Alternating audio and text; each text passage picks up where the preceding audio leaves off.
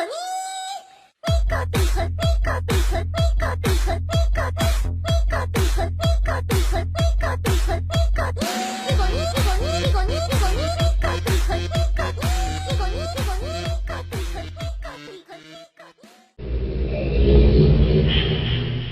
there any plans to make Frenzy a build though the damage AR AoE just feels lack compared to all their builds? I don't think honestly that that's the issue with Frenzy. I think the issue with Frenzy is that it's a sequence attack. And it's not like an AoE driven sequence attack. It's actually really hard to make skills like that feel good. It's actually really tricky. Things like Sacrifice, Frenzy, Bash, Concentration, Zeal. Zeal feels a bit better because of Joust, but still same thing. Fend, you know, Jab. All these skills that are modified versions of attack, essentially. You know, they're like modified versions of attack that often have sequences attached to them, and all those skills are very hard to make feel as good as instantaneous AoEs that aren't positionally driven, you know, like Novas and things like that. It's very difficult. With respect to defense nerf affecting all classes equally, it's not really the case. Barb has higher life pool and Zon has dodge, so the defense matters less to them. I would agree somewhat. I do agree that it does. The Zon thing is 100% true. Zons don't care about defense very much. Honestly, a defense nerf doesn't really affect Zon. I agree 100% with that. Barb, yes and no, because if Barb's defense is rising at the exact same rates as Paladin's defense rate is rising, then the life pool is somewhat irrelevant because it's the same concept, like at a lower degree. Honestly, like if they both have 200 defense and the Barb has 2,000 HP and Pally's 1,000, and then they both have 100 and 100. It's like, I will agree, you are not wrong because it does give you a little bit more padding when you're being hit more. But I also don't quite agree that it's as much of a difference as you're emphasizing it, to be honest. So I do agree with you. I just don't think it's at nearly the effect that you're stating. But in terms of the state of Paladins overall, I think Paladins are in a really good point overall, specifically for PvE. I haven't done much PvP this season, so I can't honestly give like a very in-depth backing of any PvP facts. But I think PvE, they're in a very good state currently. I think I'm still very surprised we haven't seen more Ordins, to be honest. Because Ordins are very strong, but for whatever reason, people don't really want to play Ordins. I personally think that people don't really like playing Zeal for some reason. I don't know. I think there's just like a weird stigma with Zeal. It's like people don't want to play some type of skill that locks you in place, or they don't want to play, or maybe it's just like a stigma from Zeal being on right click for so long. I'm not entirely sure. Or on left click, sorry. Yo. Bagel with the T1, I appreciate that. I had something like PoE Scarabs to generate exact events on maps. Possible. Are mirrors staying in the game for Season 6? They've made getting GG items almost more expensive this season because of mirror fees. Really? You think GG items have gotten more expensive? Even with vials existing to promote more items in the economy?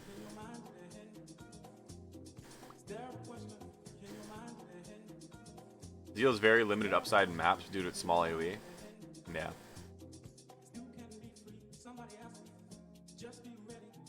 I play Zeal, it's cool. Map clear compared to my poison Java is just not there. Yeah. And that goes back to what I talked about previously. It's very, very difficult to modify skills that are more like stationary, modified, like regular attacks, especially when they have sequences attached to them. It's tricky to make those skills very good for AoE clear because they force you to stand in place. They require positioning that is like beside the monster. Yeah, there's just a lot of things that make them awkward, right? You're stuck in a sequence that you have to fulfill in order to kill something, right? it's really tricky to make those skills feel as good as instantaneous AoEs. So that's why, yeah. There's something I talked about on last stream a little bit that we've been throwing around. Catastrophe actually just brought up in chat. Last week we were talking a little bit about something that we've kind of been talking about internally, and that's I'm not sure how we want to do it yet. I'm still playing around with the idea, but it is something that I do kind of want to do. But the idea is basically that in some form we implement either a map mod or corruption on maps or something, or maybe it's specific maps that are just like that, like automatically. But it essentially would reduce the density of a map in half, but make the monsters a lot tankier and stronger, and then they drop twice as much loot. So it's more of a single target focused map as opposed to an AoE focused map, right? Lower density, stronger mobs, but the mobs drop twice as much loot. And then that way they're more like, they're maps that are less focused around AoE clear speed and more focused around killing big juicy mobs that drop twice as much, right? And then we would have some of those maps mixed in, right? And those maps would be for, you know, your single target boys out there. So we're contemplating implementing something like that. We're just not entirely sure how we're gonna do it, right? But yeah, we've been contemplating something like that, and that would give a little more diversity for the single target mappers.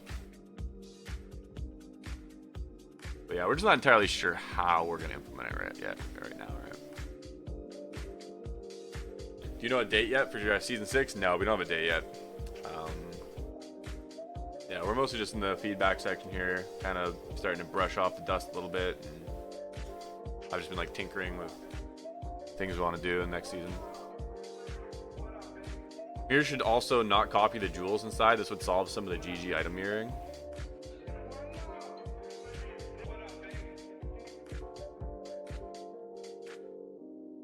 I agree with the mirror. Every single person with a 20 higher item now is only offering for mirror service plus a mirror fee. Yeah, so let's talk about mirrors a little bit then. Do you guys like the mirrors or dislike the mirrors? Overall.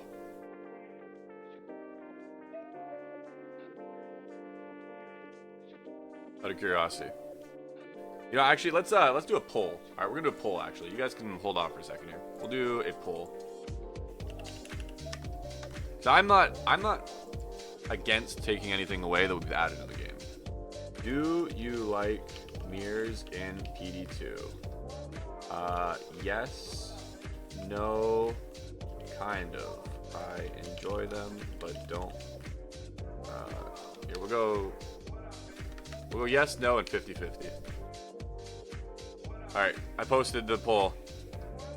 Poll is posted. Poll is posted.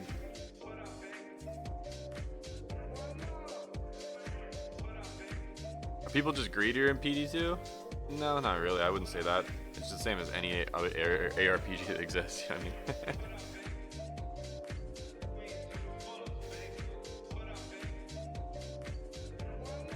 I haven't found an item worth being mirrored yet.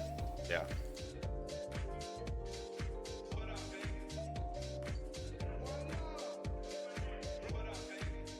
The mirrors make people really greedy. Yeah, you feel like mirrors make people really greedy, eh?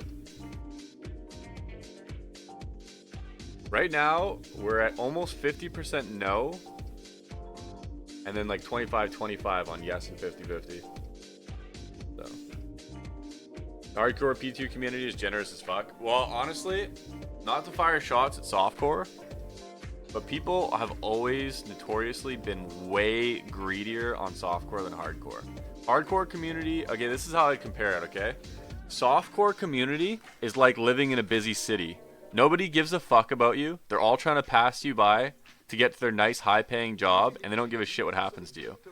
Hardcore city is like living in a little shitty, like, small town where everyone makes like average wages and they help each other out, and you know, you gotta like, you don't you don't own a tarp, so your neighbor lends you a tarp, kind of thing, like because your roof is leaking. Like it's very different, right? It's very different. It's like it's very different, you know. Yeah, but there's one serial killer. Yeah, there's always a serial killer in the small town too, for sure. There's always some random drama and a small serial killer in there, for sure. But that small hardcore town doesn't have a hospital, so people die more. Yeah. Let's say it like this: if I donate an item on softcore, we'll expect to see it on the trade site. Yeah. Okay, but why do people dislike the mirror? Okay, so now that that's a good follow-up to what we just talked about. So now that we've talked about, some people do not clearly like the mirrors. Okay, mirrors are something we kind of experimented this season. Maybe they're good, maybe they're not good, whatever. Maybe we even need to make the mirrors more rare so that there's even less people mirroring their shit. I don't know. Do we just make them more rare? Should I just double the rarity of them? So here's the question now. Do we just double the rarity so there's less of them? Or do we remove them? You know what I mean? That's the next question.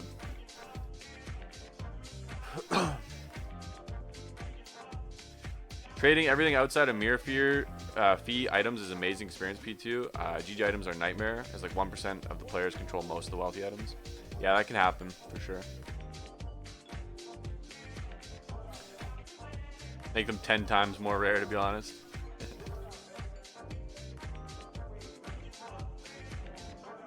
My only issue is that you can mirror a GG item with 4 times jewels inside, but then you have 2 items with those jewels, and they're once in a season jewels, so it promotes some greed.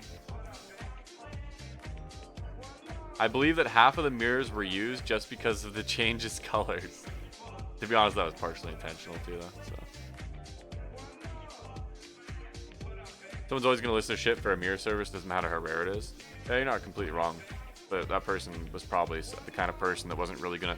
Okay, here's another thing too. The person that is no matter what going to list their item for a mirror service because they're so greedy is also the same person that's probably gonna put their item up for some extortionist price that no one will ever pay, and their item will sit on the trade site because it's listed 10 hybrids higher than what it should be at market value, and they'll never sell it. You know what I mean? It's probably the same type of person, if we're being totally honest here. So it's like. It's a tricky one with that too, right?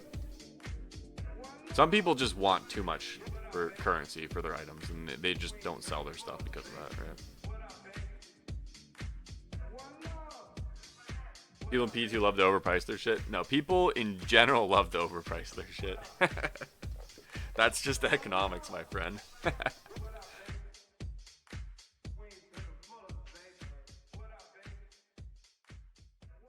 What we also could do,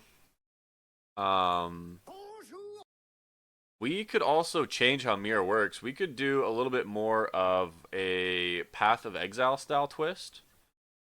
Because from what I've been told, Path of Exile apparently doesn't allow you to mirror uniques or rune words or sets. We could actually do that. We could make it so that mirrors are only for rares and crafts. Essentially. Rares, crafts, and magics. That's another direction we could go as well with the mirrors. Will you increase the drop rate Rathma? What do you mean by that? There's a lot of drops involved in Rathma. In which aspect? You could give me a little more detail here.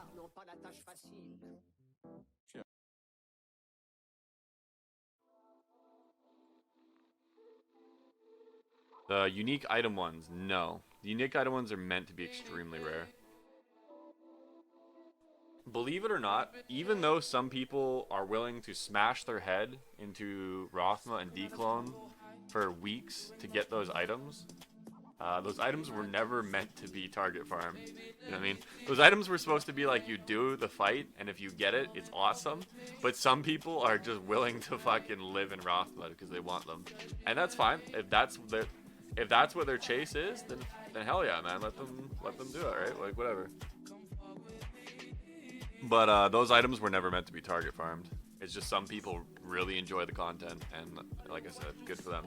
I don't actually think that like economically it makes sense to farm it all, unless you're doing services and stuff. But if you're like paying with your own currency, like economically, I don't think it really makes sense to farm them like that.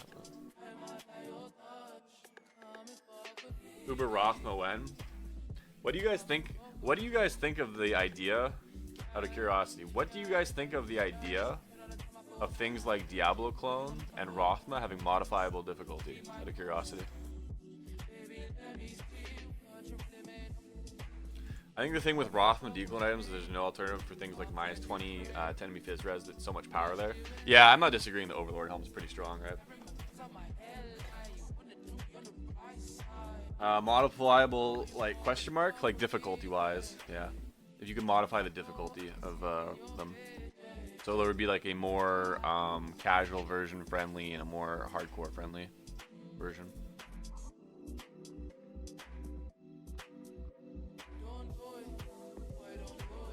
I think you should just make casual endgame bosses for the casuals who are complaining. Well, that's what we did with Uber Ancients, right? Uber Ancients is a casual endgame boss, right? So you're not wrong. We did add some casual endgame bosses this time around. We added Uber Ancients, which is a casual endgame boss.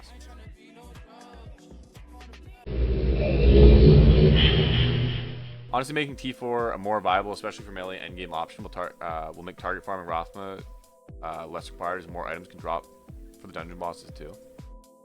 Yeah, there's definitely some stuff I want to do in T4s in general. I've talked about this before, but T4s are kind of like half finished in my opinion right now. It's actually something that I'm going to be focusing on a lot coming to next season. One of the biggest things I want to do, because I don't want to make next season like an insanely big patch, but one thing I want to do a lot is I want to do like a massive sweep over all the current maps and all the T4s.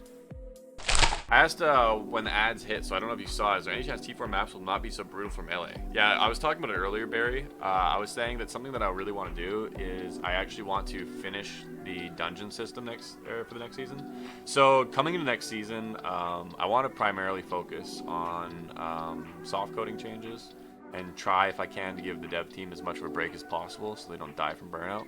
Because we've had like this season was like very rough, honestly. We did so much stuff and it was like very hard on the team.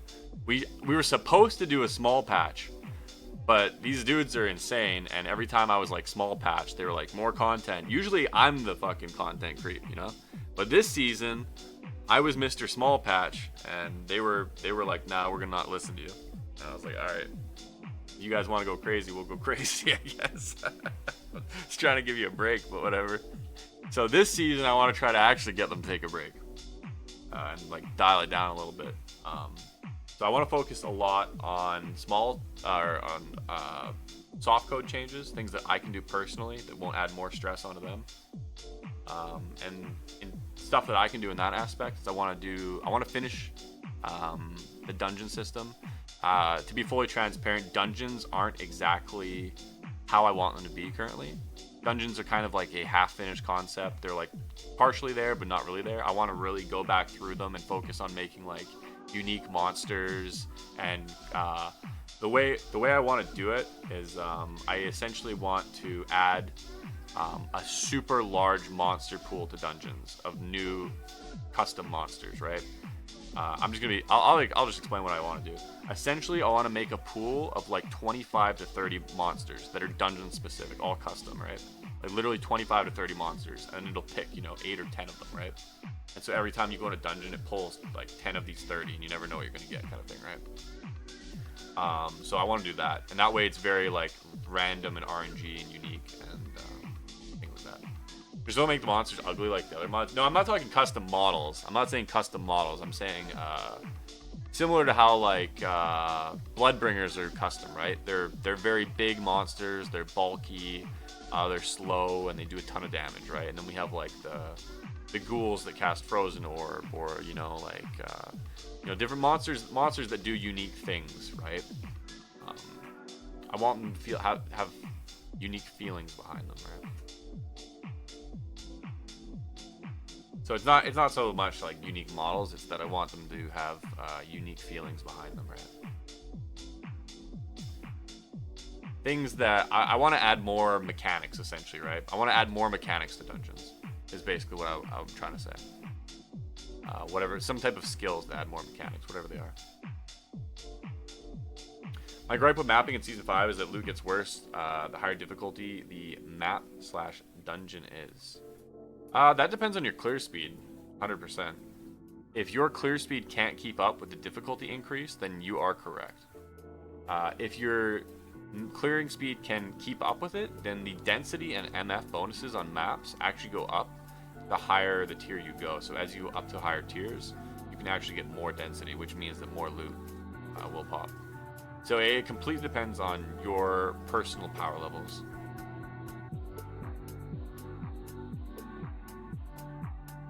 I think the method for summoning dungeons is no good. And what makes you say that, Zeal? When you guys give feedback and you say that you don't like something, please try to explain why you don't like it. If you just tell me that my penis is small, then I'm like, that's good for you. I don't know what you want me to do about that. But if you say, hey, listen, it's actually not. I just don't know how to work it quite properly. Could you please explain how to work it? When I do this and that, I can be like, well, you got to move your hips a little left. And way too rare to get a dungeon. Well, it's supposed to be rare, to be honest. Dungeons aren't supposed to be common, if that's what you're trying to say. The dungeons were supposed to feel like an event, right?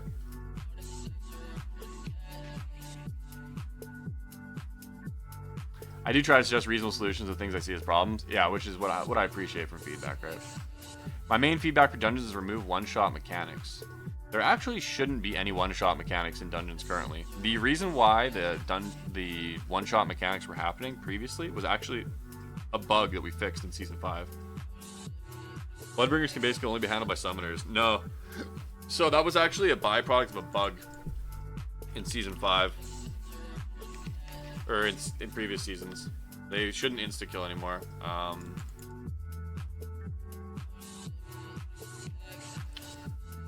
Back to Bloodbringer still one-shot. Do you have any damage reduction? Are you using any type of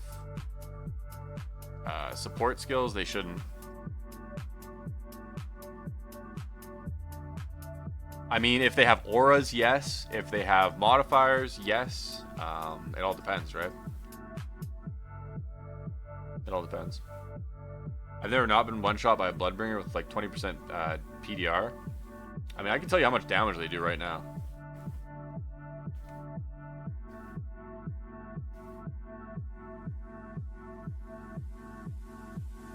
Bloodbringers do...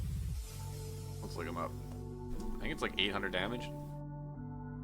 I want to say it's like 800 top end. Let me double check though.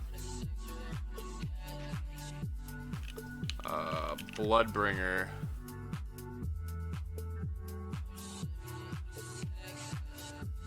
Okay, here they are. Bloodbringers do... Pulling it up in the code now.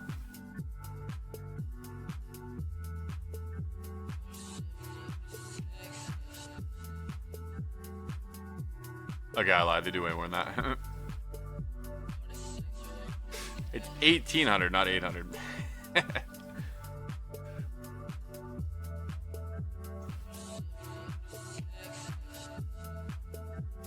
little bit higher than 800.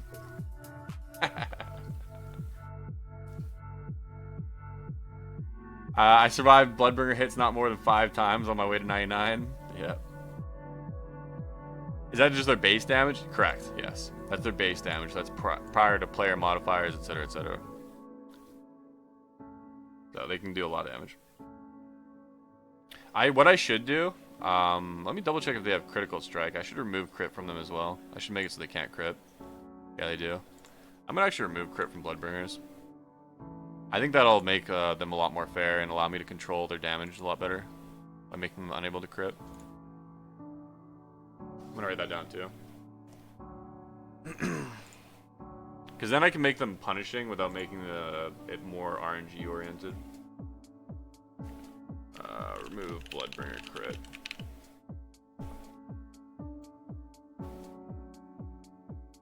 I mean, does Bloodbringer have, let's say, a weapon with 200 damage and a bunch of eternal ED to make it 800 base? 800 base. So it scales a lot with Might Auras and shit. Dungeons feel bad for melee because of the random one-shots. Yeah, that's one thing I want to improve a lot. Like I said previously, I'm not gonna say that I'm happy with the dungeon system currently, overall. I'm much happier with the state of maps than I am with the state of dungeons. If I'm being 100% honest, dungeons are something that I really, really, really want to focus on in the upcoming season.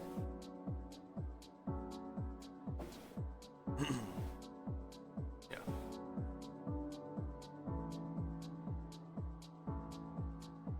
So yeah, that's gonna be something I'm gonna be focusing a lot.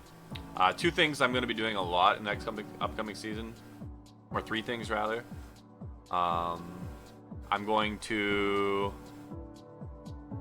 be going back over all the maps again. I'm going to be changing map tiers up to mix it up, since we've had the same maps in the same tiers for a few seasons now. So I'm gonna rotate the map pool tiers. I'm going to go over maps in general and immunities and yada yada. Senpi love, Senpi love, Senpi love, Senpi love, Senpi love, Senpi love, Senpi love. Dicky do with the prime, appreciate that. I'm going to revisit the immunities in map, the monster types in maps. So you might see monster types change next season. You might see immunity types change. You might see difficulty change. You might see what tier it's in change. I'm going to go back through dungeons and focus a lot on fleshing out the dungeon pool.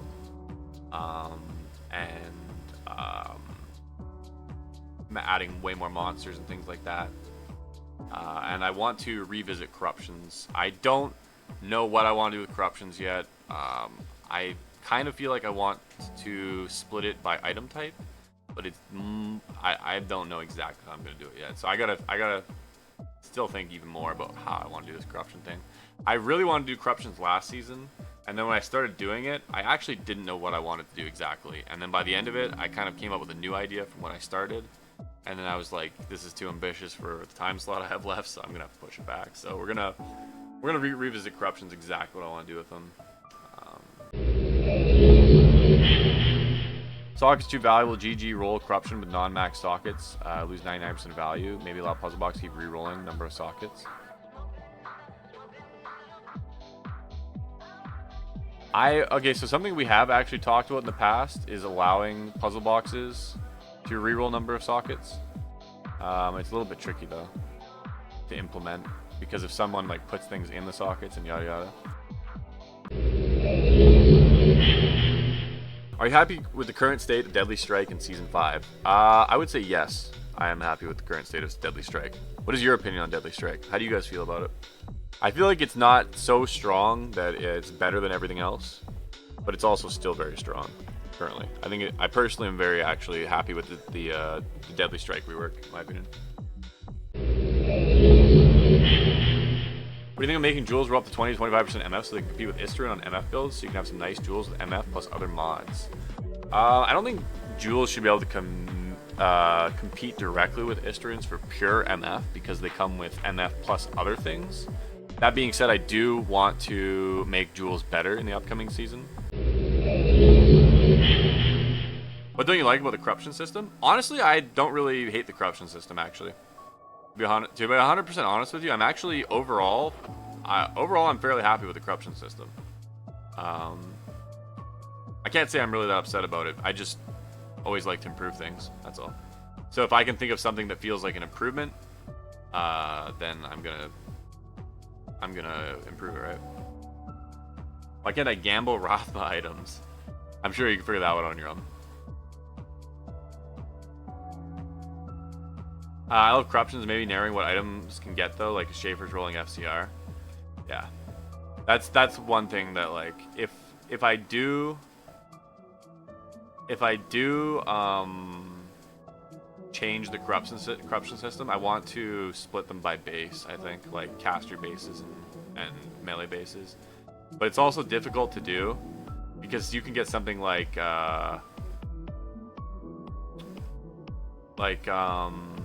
oh my god, I'm derping out right now.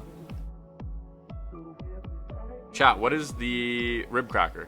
You can get something like rib cracker, right? Say I separate everything by caster and melee, and then let's say stabs fall under the caster category, right? Then you get something like rib cracker, and then you want to modify it and get an ED corruption, but you can't because it's been classified as a caster item. So it's like, it's kind of a tricky thing to do. I'm not 100% sure how I want to do it exactly. I'm still playing with the idea of it. So yeah, it's tricky to do. I'm not 100% sure on a perfect way to do it. I'm still kind of playing around with the idea. You knew what I was talking about right away, can't I? You like knew what I was already thinking about. Yeah, it's a bit tricky. You get a caster rib cracker, duh. Oh, true. Easy, there can be 2 types of world stone shard. So that's another thing I was contemplating as well, is that potentially making it so that you could like cube a world stone shard and it would maybe like change the color and turn to like a caster one, you know what I mean, kind of thing. You could click on it and change it between a caster and a melee one. But one issue behind that is that there's going to be a lot of new players who don't understand that, and they're going to automatically use it in whatever the base version is. And if they're trying to chase caster crafts and they're just chucking worldstone shards in, then they're not going to understand what they're doing, right? And then suddenly there's going to be like a whole new player base that's just been using them as the wrong form. So I'm still playing with a bunch of ideas in my head. There's a lot of different things. The loot filter could tell, but yeah, but you're assuming that a new player will have a loot filter, right? I mean, if we're assuming that they already know, then we're kind of bypassing the issue, right? But I'm talking about, like, you know, yeah, I don't know. Trust me, as a new player, Season 5, you played D2 before, it's not a huge learning curve. Yeah, but this is different, right? This is not the same as the learning curve between D2 and PD2, because this would be a new miscellaneous item that has the ability to be transmuted with just itself to become a new miscellaneous item, and that's not documented or written on it, right? It's a very specific interaction which isn't found in D2, right? Most of the things in PD2 are found in D2. This specific interaction is not, which makes it more difficult to learn if you don't have access to it in any shape or form. In my opinion, Act 1 mercs get yeeted by the first mob I walked into for Ellie, so I need to use A2 with Infinity. Yeah, I have noticed there's an issue with the Act 1 mercenary AI, where if you walk into melee range with an Act 1 merc, they try to go in melee range as well, and then they die. So that's something that we're just going to have to look into in the future. But there's definitely something weird with the A1 merc AI where it's, I don't know, it's like dumb and wants to melee for some reason. I don't know why.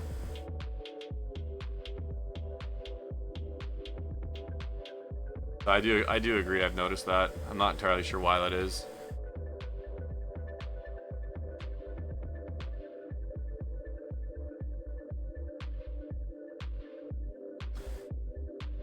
A1 mercs are super hard to keep alive. I don't think it's that they're super hard to keep alive. I think it's the issue I just talked about. It's the fact that they randomly walk into the mob to melee for some reason and then die. Maybe the strafe skill range is too small? No, it's got to be something to do with like they are actually trying to melee. Like they literally try to melee. It's very strange. I don't know why. Maybe it's they're trying to get on top of the player. They're either trying to like leash to walk onto the player, or they're trying to melee. It's got to be like one of the two or something. I don't know. Is there a way to add a checkbox in the settings to always keep .dps active instead of having to type .dps every game? That's something I actually have brought up with the dev team before. It's something I want to do. I want to add the .dps into the BH box, and I want to make it so that you can toggle it with a keybind at some point. But that is something that we've talked about previously. I don't know how easy it is to do or yada yada, but it's something we want to do. I kind of don't get why people hate on the bossers. I honestly don't either, man. It's like okay, this is a hot take. I don't even think my dev team will agree with me on this. This is a hot take.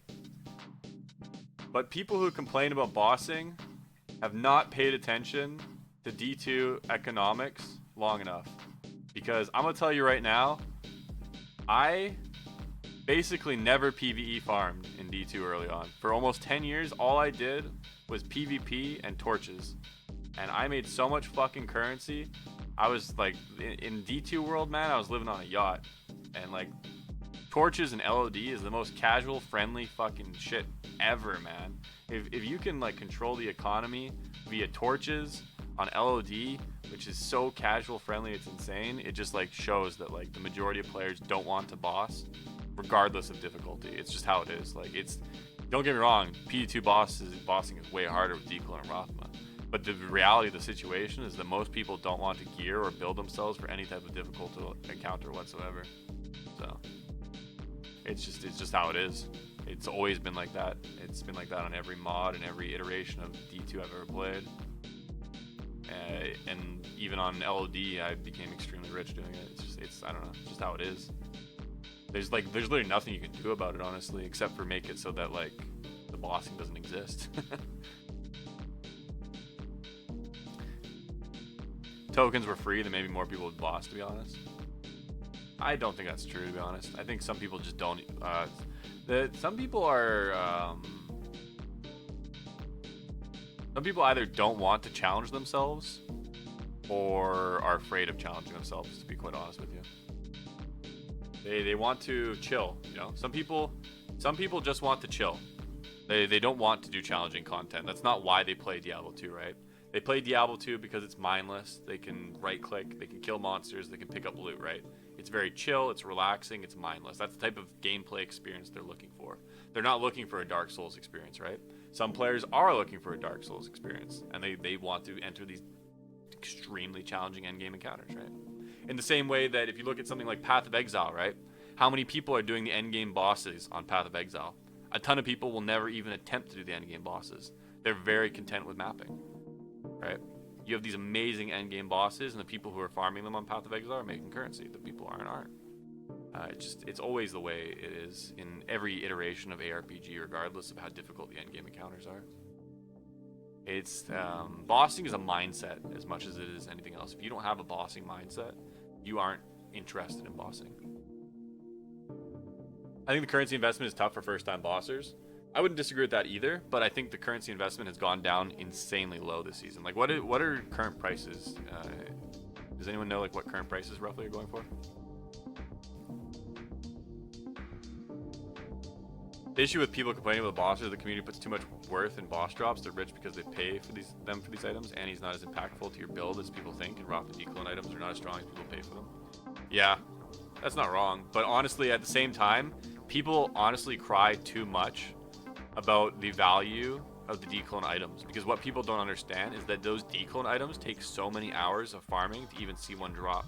And if you were doing mapping for that same amount of time, you would probably see a similar amount of currency, honestly. Like, if a DClone or if a Rathma drop is 200 kills, you know what I mean? It takes a long time to do 200 kills. You're going to see a lot of currency in that time, right? But I do agree that a lot of people also value them too high as well. But people see a Rathma item and it's like they value or think of the item as if it dropped on the first kill, and they don't realize how many hours it takes to make one of those items actually drop.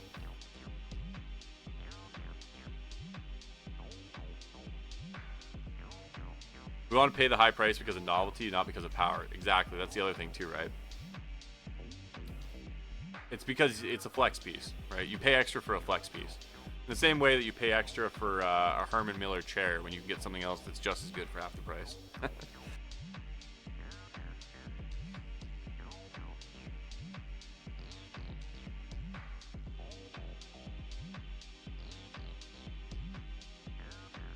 It took me forever to get items. Please don't change it. It's perfect as it is. Yeah, no, I'm happy with the drop rate of the items. I've seen people do I've seen people farm DClone for weeks and not get an item. You know what I mean? If that same person spent 3 weeks farming DClone to get one item, and they instead spent that 3 weeks mapping and trading, you know what I mean? Then they would probably have similar wealth, right? The way that people generate more wealth doing this stuff isn't from the item farming, it's from the services. That's how they get money. It's from the services. The items add to it if they're lucky, yes, but the services are the way that they actually get rich, not the items.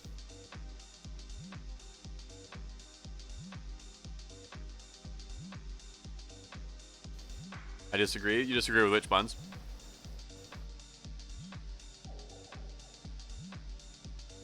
Mine's sitting in the corner collecting dust. Meanwhile, I'm sitting in a $50 chair. It's more comfortable. Oh, yeah.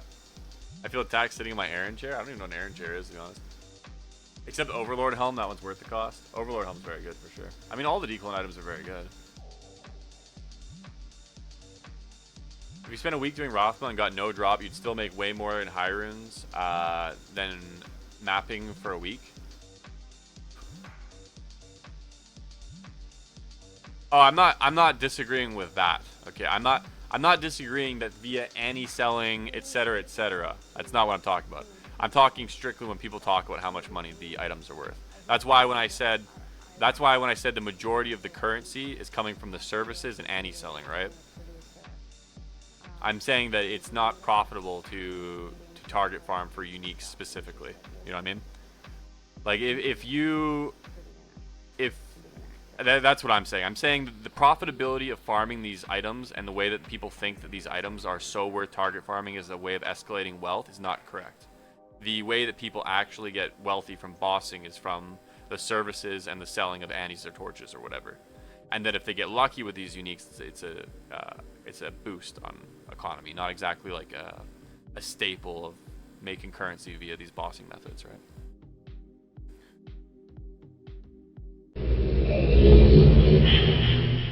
Or the Hyrule Casino, any thoughts on that? We're probably going to ban Hyrule Casinos in Season 6. Yeah, I fully agree with that. Okay, so we're on the same page then. I don't disagree with what you're saying in any shape or form. I'm just saying that people put too much thought into the Diablo, or into the rare items. What, why? Wait, why are you banning casinos? We just get too much complaints, man. There's too many people ripping each other off and doing dumb shit, and we gotta ban people, and it's just like, I don't know, it's getting annoying, honestly. So we're probably just gonna ban them. We're just sick of people being stupid about it, honestly.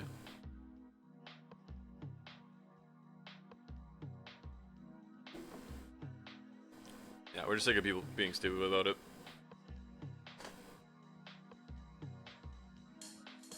We don't feel like it's not worth our time to moderate. Like, if people want to do it with their friends, I don't give a shit. Do whatever you want with your friends, right? If you got a best friend and you guys want to go roll dice and have your own little private Hyrule Casino, I don't give a shit. But this public Hyrule Casino crap, where people are running it like it's a 7-Eleven on the corner, yeah, we're shutting it down next season. Make it so you need to set a price, no more offer on every single item. I've thought about that, but honestly, I don't think it's going to make trading, I don't think it's going to improve the trading experience. As much as people don't like offer, the reality is that in a bartering type economy, most people don't know the prices of things. And all you do by removing the ability to put offer is make it so people don't really list their items. It's kind of tricky.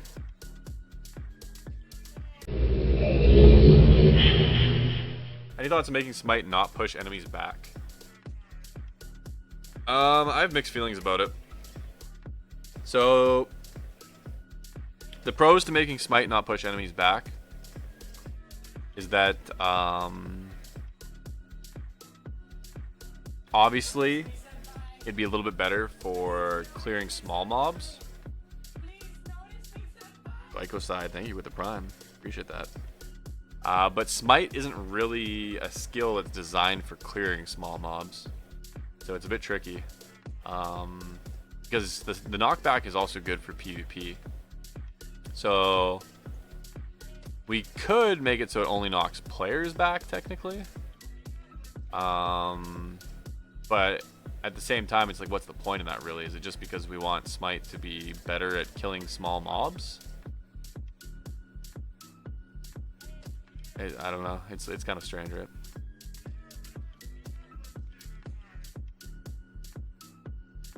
I feel like it's thematic to the skill, but frustrating to play. I also feel like it's thematic as well. That's the other thing, too.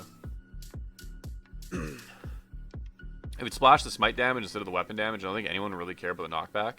That's something I would like to do one day. One day I'd like to rework how melee splash functions. It would be really cool if melee splash actually splashed your skill damage instead of your attack damage. That would be something I'd love to do one day, but it's it's a lot of work, and it's not in my wheelhouse. It's not something I can do. What'll make Smite have a small cone-shaped AoE? So splash. What if we made the knockback damage enemies that get knocked into? That could be interesting, actually. That's kind of a cool idea. I don't think it's gonna like I don't think it's gonna like make the skill extremely more viable, but it would be cool.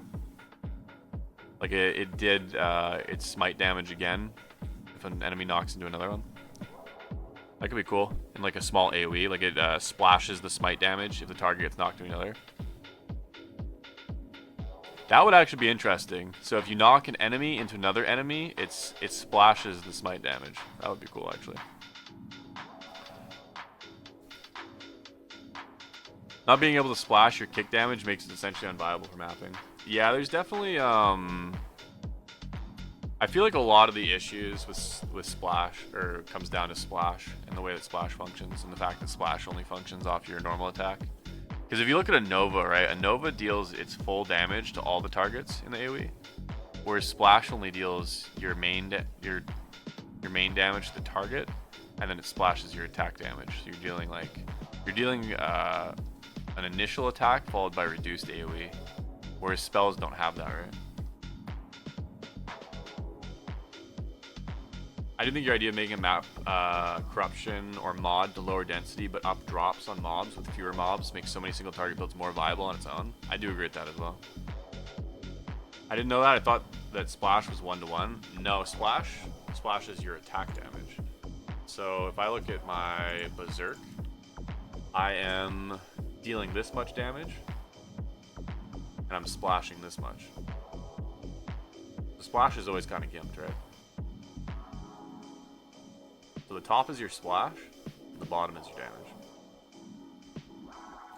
Whereas in an ideal situation, it would splash the bottom, right?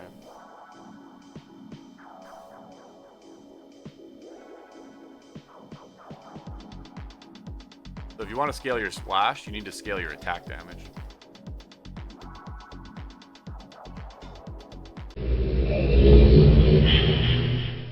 Both hardcore and softcore 99 racers have requested XP buff removed from Anni's. What were your thoughts? I'm not going to remove XP buff from Anni. That'll never happen. I understand why some of the racers want it removed because they don't want to do other content, but my counter argument is that it's part of the 99 grind. If you are 99 pushing, you need to make conscious decisions. Do we only dungeon? Do we only map? Do we set up a boss killer amongst our group? Do I want to buy an Anni? It's part of the race, and the XP on the Annis is not actually to help the 99 pushers, because the 99 pushers will always be the first people to hit 99, and they'll do it in such a fast manner that it's not really fair to compare it to any other player. The XP is on those items for players that are more casual, or for the average player that needs a little bit of extra juice to help them get up there. The diehard 99s will always figure out some type of meta way to race to 99. And part of that in the current state of the game is deciding whether they want to invest more towards strictly mapping and go mode, which we've seen in the past. We've seen the first 99 hit 99 without an Anni. That's happened previously in PD2. We've had a first 99 hit 99 no Anni before. And we've had a lot of people hit 99 first with Annis. And that is a part of making your plan and your decision making leading up to your 99, right? Typically, the first people to hit 99 are in groups. They're working in a group mentality, right? Which means that they should probably have a dedicated bosser, and they should probably be doing something around that. And then from there, they got to figure out themselves, right? It's part of the game. So I don't ever want to remove XP from Annis. And it won't happen. I think it's an extremely small amount of players that even want that to happen, and it's for a very personal reason. Balancing the game around the 0.1% of players is silly anyways. Yeah, you know, I'm not a... Okay, so here's the thing. A lot of people think that I balance the game around 0.1% of players, but it's not actually the truth at all. You'll often see me deny things that are focused around changes for them, right? It's not the truth at all. I take everything into consideration. Some changes I make might seem like that because I am a fan of hard content. Don't get me wrong. I am a fan of hard content. I like hard content. So some changes I make might seem like I'm appealing to the 0.1% because I personally enjoy hard content. But it's not because I'm appealing to the 0.1%. It's because that I believe that games should have a mixture of casual, mid-tier, and extremely hard content, you know? That people can choose essentially how they want to play the game and how much they want to challenge themselves. I think that's healthy for the game. It allows you to constantly push yourself. I would like chat to try to help come up with some interesting map events that wouldn't be too unrealistic to add. That's one thing you guys got to keep in mind when you come up with suggestions, right? It needs to be something realistic because we're essentially a mod on a budget. You know what I mean? We got to be able to do things and do it efficiently and in a time that makes sense, which is one of the reasons why the map events are fairly simple, although fun, right?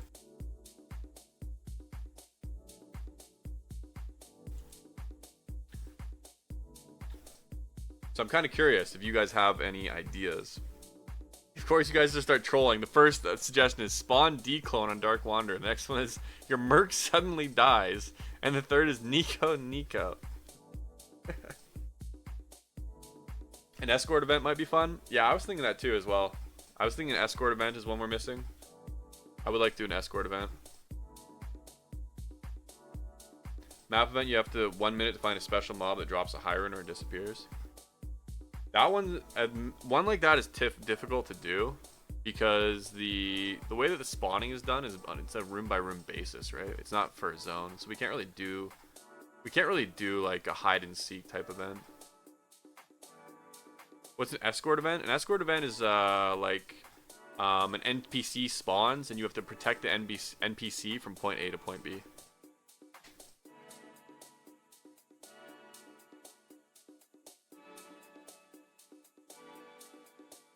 Are you able to program Act 1 shrines random spots on maps, and then all 5 light up and they can spawn a boss? Yeah, I was thinking of something like that could be neat, but that's also difficult because of the things we talked about previously, where the maps spawn by room basis. So one thing that makes it very difficult to do any type of event that's scattered throughout the whole zone is that, like I said, it spawns on a room by room basis, which means that the event needs to essentially like be triggered. And then it needs to be something that can be like generated as the zones are generated. Mod has goblins, right? Yeah, we got Treasure Fallen. Spawn immunities on the map and give them 1 or 2 higher levels. I don't think people would like that though. I don't think adding more immunities is going to be something people enjoy. A rogue Act 5 barb that you need to kill, it drops essences. So anyway, you can make the Horizon guys spawn the same map within a map. Are you trolling or?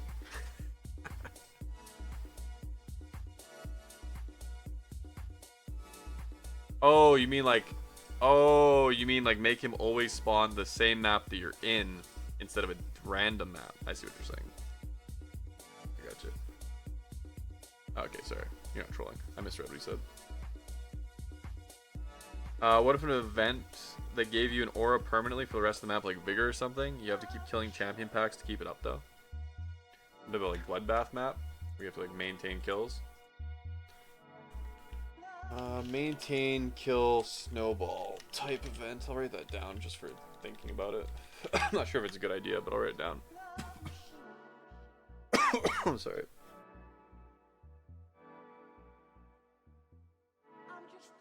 An Uber type event portal which throws you into Uber Triss, which is only drops of dropping as BSS, etc. Okay. What event that gave you an aura? I read that one. Got an event that gives you a reward if you can keep your combo / DPS up. Yeah, it's kind of the same idea as what the other guy said. Some type of maintain snowball kill.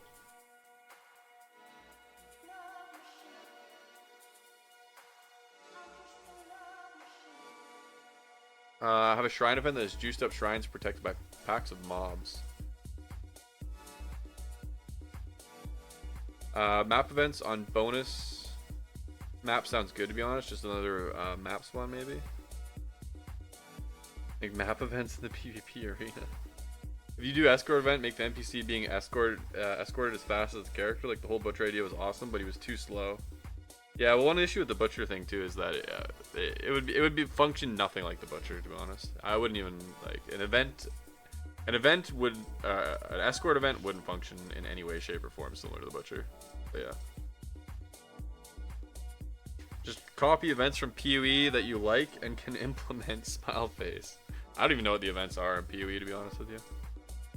Everything in PoE, from what I can understand, is like you need to have like a diploma to understand. You know what I mean? It's like there's 400 graphs, and you need to like affect the influence of the people together, and this guy has to talk to that guy, and you need to add like the horsehair in this one, and it's like there's so much stuff. Map event that makes all items that drop ethereal. I could write down some type of ethereal item event. I'll write that down. What about a map only aura shrine that's good and bad? Like it affects both players and mobs, giving them both a random aura. I gotta go, brother. Awesome stream. If you end up getting my doo-doo and you remember, shoot me a message so I can tune back in for a bit. Sounds good.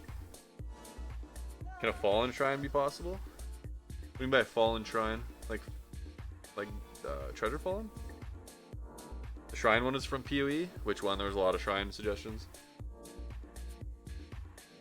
My suggestion is screw hardcore. Make an event that spawns the invisible mob in Needlethox Temple and they drop F bases. Elite only, random, high chance to be superior. Split Rathma men down fight into 2 hard fights. Wait, why would we do that? They're like part of the same thing. Shadow clones of everyone in the game spawn like the Diablo fight in D3. That's actually something I wanted to do at one point, but it's kind of a pain in the ass to make the tokens. Which, okay, you know what's actually really funny, Gangstalker? You say shadow clones of everyone in the game spawn like the Diablo fight in D3. You know the shadow event that we currently have? The shadow event that we have at the moment was a design that I actually made because I originally wanted to do what you said, but it was too much work. So I came up with the new shadow event instead. So the current shadow event is actually a redesign of what you just said. It was like me trying to like be creative because my original idea was just like too much. Pretty funny. So that's how a lot of the shit that gets put in PD2 is, right? Like I come up with some idea and then the dev team's like, are you fucking nuts? We're not adding that. It's way too much work. And I'm like, okay, let me come up with something more reasonable then.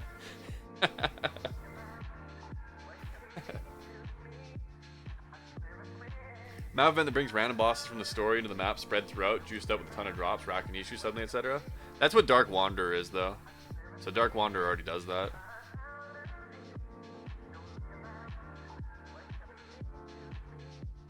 A rare portal in a map that goes to a harder area where all the items drop corrupted. That's kind of interesting.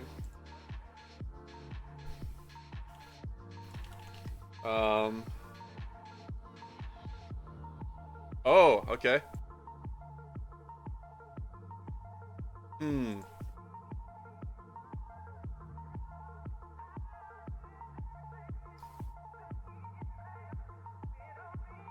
Maybe an XP event. Extra XP sounds good. I want to, so I haven't, I'm gonna be honest, I haven't really been successful with it so far, but I want to make the Mendel event good for XP. I need to give it more XP. But the Mendel event where it spawns the undead, I want to make that an XP event. I need to give it more XP though.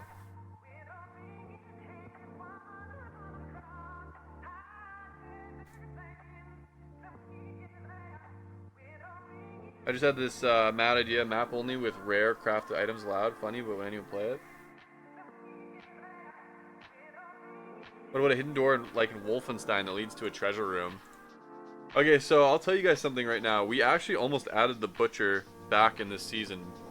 But we were thinking about doing it differently. We actually made it, but I wasn't happy with how it turned out. It was kind of rushed feeling, and I don't know, I just wasn't happy with the quality of it. But we experimented with changing the butcher event so that instead you would find a red portal in the map and it would say the butcher's lair.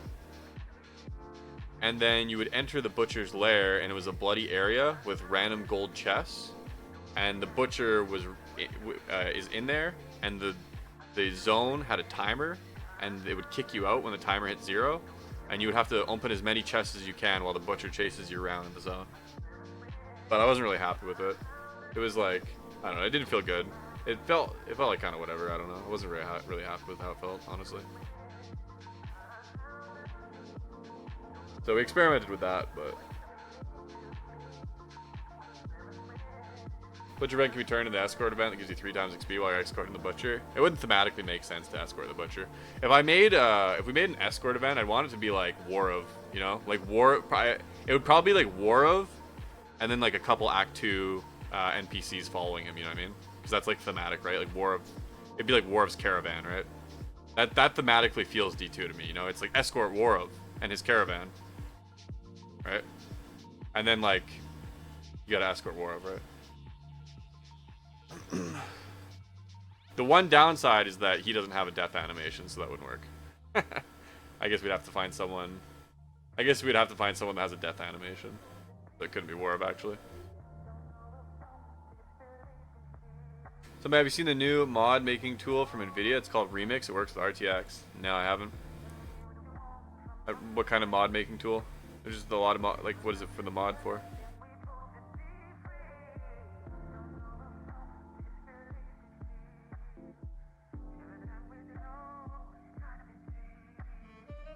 About the Mendel event, can you make it so if you right click on Mendel and you don't walk to him anymore? I don't know if you actually can.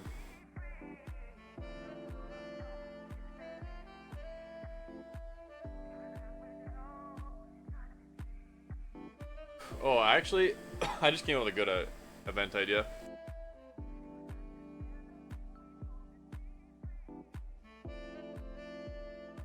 The idea I have is a lot of work though, so it probably won't get added, but I came up with a probably not realistic but cool idea in my head.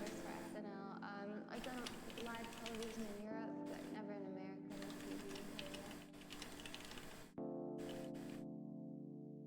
Okay. So you know, you just hope it goes well and you don't f up.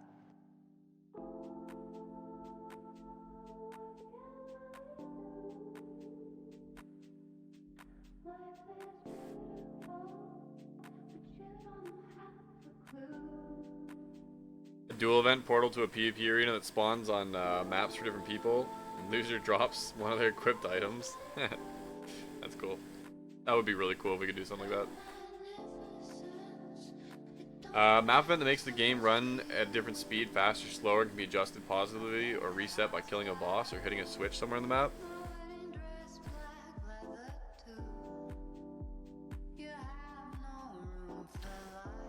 It would be interesting if the game had breakpoints beyond like the max breakpoints, then we could actually like do some weird thing like that actually.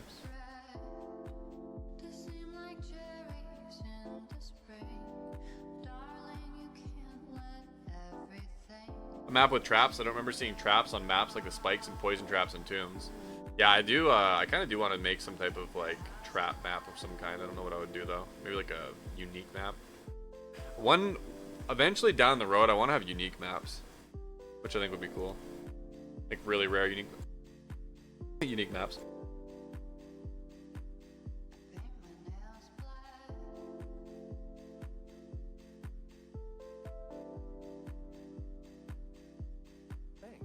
What about a vendor map event that spawns an NPC that can do something like Charcy's Imbue of Larzuk's socket quests? Yeah, it could be interesting. Some type of vendor events. That's something else we talked about previously, is doing a vendor events. Remove the reduced cast/attack speed mod. Nah. I like the reduced cast/attack speed mod because it means that a player kind of has to have like a gear swap in their stash where they have to re-roll it. It forces you to make a decision, right? Do you have a gear swap or do you re-roll? Which I like. I like things that force you to make decisions, right?